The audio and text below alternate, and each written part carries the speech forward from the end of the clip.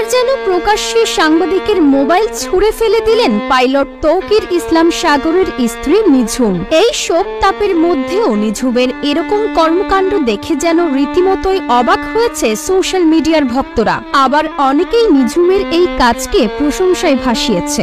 শুধু তাই নয়, সাগরের স্ত্রী নিজেদের সাথে সেই মুহূর্তে কি হয়েছিল, কেনই বা তিনি সাংবাদিকের মোবাইল এইভাবে ছুঁড়ে ফেলে দিলেন, যা জানলে যেন আপনি অবাক হবেন। এই ভিডিও ভাইরাল হওয়ার পর বিভিন্ন ধরনের কথা বলছেন বিভিন্ন ব্যক্তিবর্গরা। কেন সাংবাদিক এত মুখোমুখি দাঁড়িয়ে ভিডিও করবে? একজন বিধবা মহিলা মানুষ মুখোমুখি কেন এইভাবে ভিডিও করতে হবে? এই অধিকার সাংবাদিককে কে দিয়েছে? একদম উপযুক্ত কাজ করেছে সে। আরেকজন বলছেন, ঠিক আছে, সাংবাদিক পাগল হয়ে যায়, প্রশ্নের উপর প্রশ্ন করে, তাদের মানসিক অবস্থা এখন ভালো না, এমনিতে তারা কষ্টে আছে। আরো বেশি প্যারা দেয় সাংবাদিকরা। খুব ভালো কাজ করেছে, যা কেউ করতে পারেনি, উনি করে সেটা দেখিয়েছেন। এভাবে যেন তৌকিরের স্ত্রীর পক্ষ নিয়েই কথাগুলো বলছিল সাধারণ দর্শকরা।